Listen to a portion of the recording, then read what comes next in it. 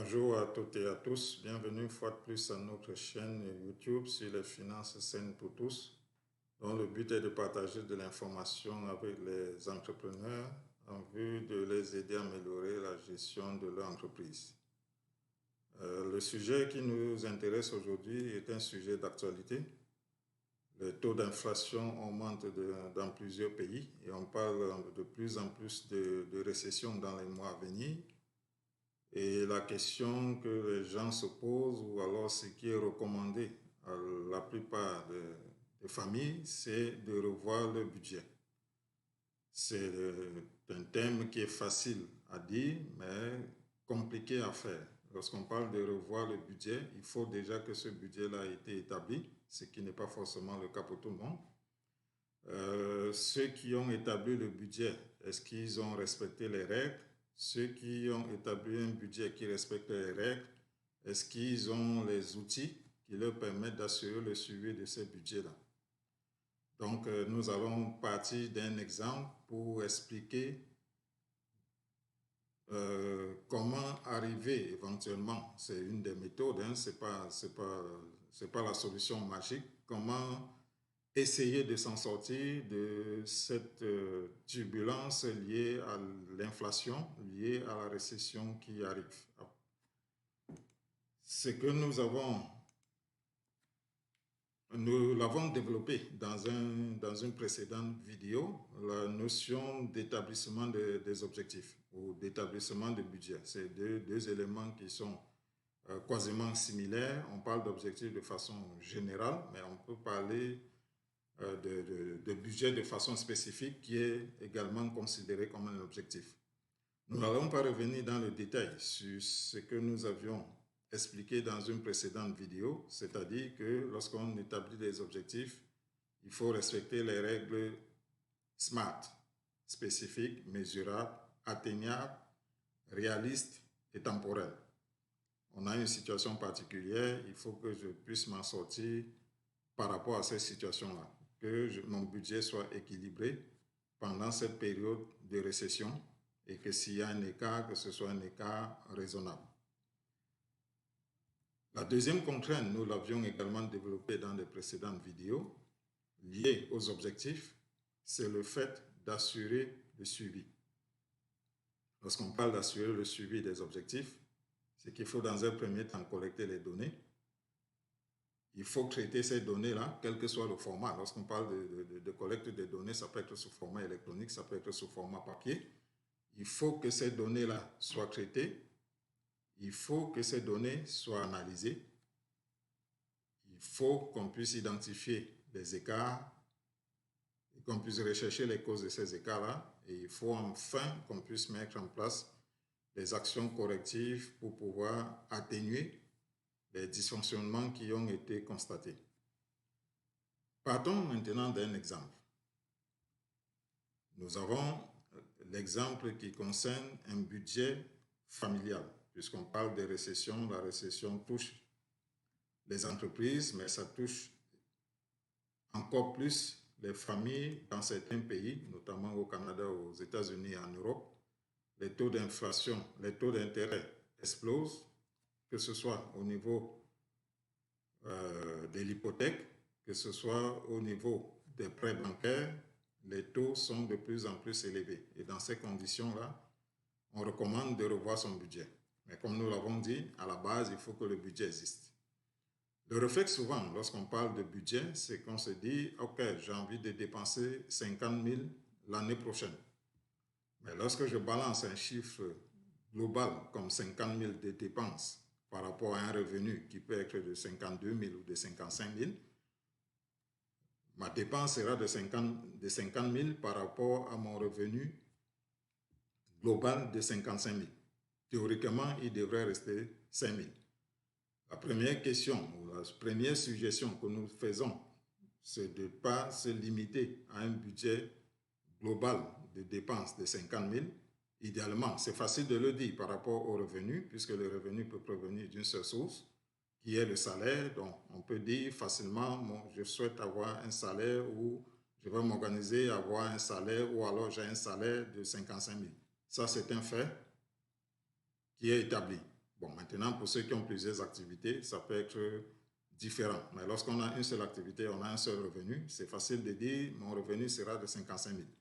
Au niveau des dépenses, balancer, j'ai envie de dépenser 50 000, c'est une bonne chose. Ce que nous suggérons, c'est de décomposer ces 50 000 de dépenses-là au moins en quatre catégories. Première catégorie, les dépenses fixes. Les dépenses qui sont liées aux charges fixes. Lorsqu'on parle de charges fixes, c'est des contrats qui ont été préalablement négociés. On a une hypothèque à payer ou on a un loyer à payer. C'est un montant prédéfini, d'accord au moins sur une année. On a, par exemple, pris un prêt par rapport à un véhicule. C'est un montant qu'on doit payer à la fin de chaque mois parce que c'est un engagement qui a été pris avec un concessionnaire ou avec un bailleur de fonds qui peut être la banque.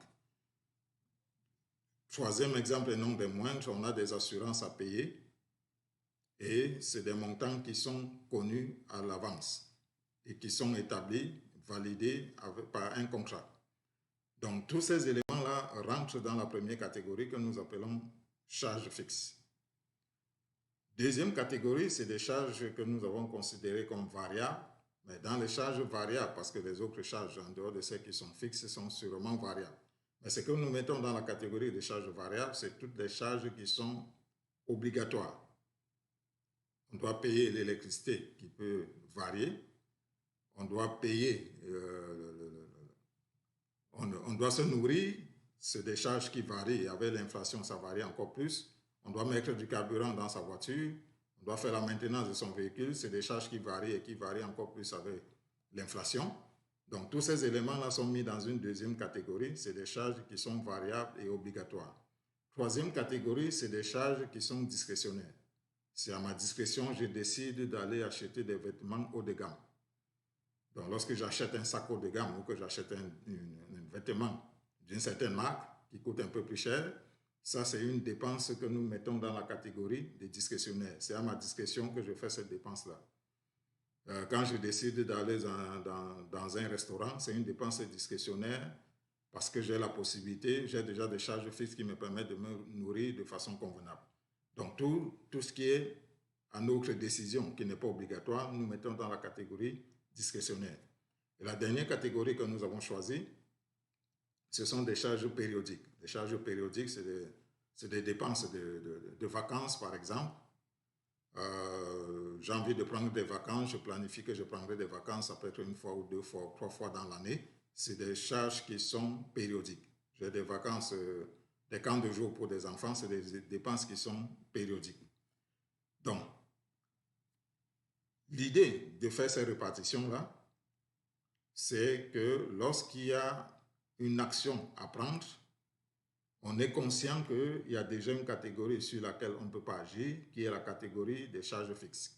Si ça représente 50% de vos dépenses, considérez que sur ces 50%-là, il y a très peu de marge de manœuvre parce que ce sont des contrats qui ont déjà été signés. Exemple rapide et courant là, qui a été pris dans d'autres contextes. Quelqu'un qui a une hypothèque de 300 000 $ et qui a un taux d'intérêt qui a augmenté de 2% ou de 3%, il peut se retrouver en train de payer 500 $ de plus à chaque mois sur ses dépenses fixes. Ça fait un total de 6 000 $ sur l'année. Lorsque son revenu de 50 000 ou de 60 000 augmente de 2%, il n'a que 1 000 $ de revenus supplémentaires. Par contre, sur son hypothèque, qui est une charge fixe, il a une augmentation de 500 $ par mois, ce qui représente 6 000 $ dans l'année. Déjà, on est à un écart de 5 000 $ de revenus par rapport aux dépenses. Donc, l'idée, c'est de se dire l'élément sur lequel il me reste à jouer, en dehors des charges fixes et des charges variables, parce que les charges variables aussi, étant donné les coûts de l'épicerie, l'augmentation des prix à l'épicerie, l'augmentation des prix des carburants et des charges obligatoires, on aura de la marge de manœuvre sur cette catégorie-là, mais peut-être très peu de marge de manœuvre. Il nous reste donc de jouer sur la catégorie des charges discrétionnaires et de jouer sur la catégorie des charges périodiques lorsque c'est possible. Parce que s'il y a des vacances, On peut dire, je ne voyage pas cette année, compte tenu du contexte, mais l'idée, c'est de comprendre que cette répartition par catégorie nous permet d'agir sur des catégories où nous avons la possibilité d'avoir de la flexibilité parce que ce n'est pas obligatoire et parce qu'il n'y a pas un contrat préétabli qui a été signé. Donc, à partir du moment où nous avons fait ces répartitions-là, dans le cadre de notre budget, la prochaine étape, c'est de dire il faut que j'assure un suivi. Là, nous avons fait une répartition linéaire dans le cadre du budget, ce qui, dans la réalité, n'est pas forcément vrai, parce que cette linéarité-là n'existera quasiment pas.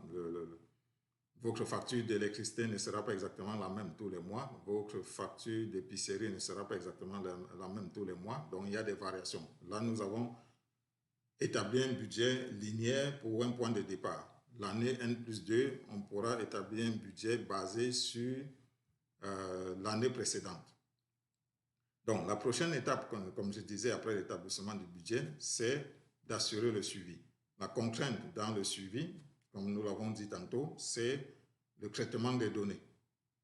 Les factures ou les relevés bancaires que nous recevons tiennent sur 4, 5, 6, 8 pages par mois et l'information n'est pas regroupée par catégorie parce qu'on a une facture d'épicerie quasiment tous les 2 jours ou à chaque semaine. Il faut la remettre dans la catégorie que nous avons considérée comme charge variable.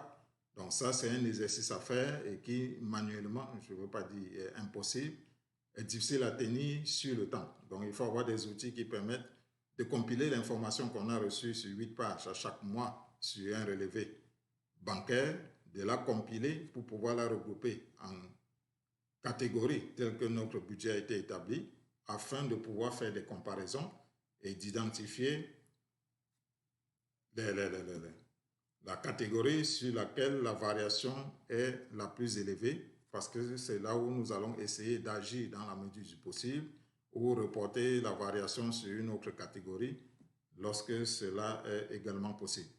Donc, dans cet exemple-ci, nous avions planifié un solde positif de 1 240 $ à la fin de l'année.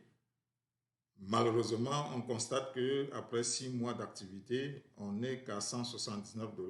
La probabilité de pouvoir atteindre l'objectif est assez faible, rendu là, sauf si on fait des efforts exceptionnels pour arriver à couvrir sur les 6 prochains mois.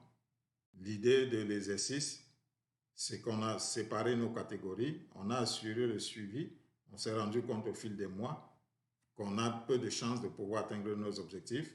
On a la possibilité de regarder sur les différentes catégories et voir si il est possible de mener des actions concrètes afin de pouvoir rétablir la situation ou tout au moins atténuer l'écart s'il arrivait qu'on soit obligé d'avoir un écart négatif. Ça, c'est la première chose, c'était l'objectif. J'ai 50 000 de dépenses, je repartis en catégories, j'assure le suivi mensuel pour identifier les écarts et essayer de les réduire le mieux possible.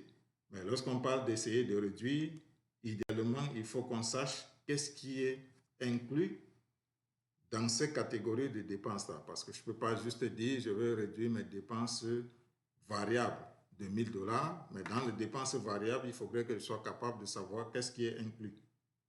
J'ai inclus dans mes dépenses variables, j'ai la possibilité de cliquer mes cartes de crédit, mes factures d'électricité, mes factures de restaurant, les différents frais, les dépenses de véhicules. Dans les catégories des charges fixes, qu'est-ce que j'ai inclus? C'est l'assurance, c'est le téléphone, c'est la location, c'est le Wi-Fi, c'est des montants fixes qui ont été préétablis. Donc, le fait d'avoir ces détails-là, ça m'aide à dire, ah oui, ok, je peux agir sur les factures d'épicerie ou je peux agir sur les montants des cartes de crédit ou je peux agir sur une autre catégorie parce que je me rends compte que dans ma grosse catégorie, j'ai fait 12 000 de dépenses, mais à l'intérieur de ces 12 000 de dépenses de la catégorie, j'ai 10 000 qui concernent le véhicule. Pourquoi est-ce que j'ai 10 000 qui concernent le véhicule? Est-ce qu'il y a une possibilité d'agir sur ces charges-là pour pouvoir la réduire? Donc, en gros, c'est ça l'objectif de l'exercice. d'avoir un budget qui ne soit pas uniquement global, mais qui soit réparti par catégorie, d'assurer un suivi, de compiler les données des cartes de crédit qu'on a reçues pour être capable d'identifier la catégorie qui nous présente des écarts, d'aller à l'intérieur de cette catégorie-là, identifier la charge qui nous présente les écarts les plus élevés et de voir dans quelle mesure il serait possible d'agir pour pouvoir limiter les dégâts. Nous avons également avec notre outil la possibilité de sélectionner un segment de date pour voir qu'est-ce qui s'est passé à l'intérieur de ce segment-là. Donc, en gros, c'est ce que nous voulions vous présenter aujourd'hui, c'est la suggestion que nous voulions vous faire aujourd'hui en partant d'un exemple. Pour répéter comme les autres, il faut revoir son budget, mais revoir son budget, c'est qu'il faut qu'il ait été établi à la base, il faut qu'il ait été établi de façon rigoureuse en respectant les règles et il faut surtout qu'on ait des outils pour pouvoir assurer le suivi. Donc, j'espère que ceci pourra vous aider à lutter contre cette inflation qui nous touche quasiment tous dans plusieurs pays. Et c'est une contribution qui pourra aider certains et pas forcément d'autres parce que les écarts sont tellement importants. Mais essayer dans la mesure du possible d'agir parce que ne pas agir, c'est que les conséquences peuvent être extrêmement douloureuses. Donc, j'espère que ceci pourra vous aider. Il nous fera plaisir de répondre à vos questions de clarification. Et ce sera un plaisir renouvelé de partager d'autres informations avec vous à la prochaine occasion. Bonne soirée et au plaisir.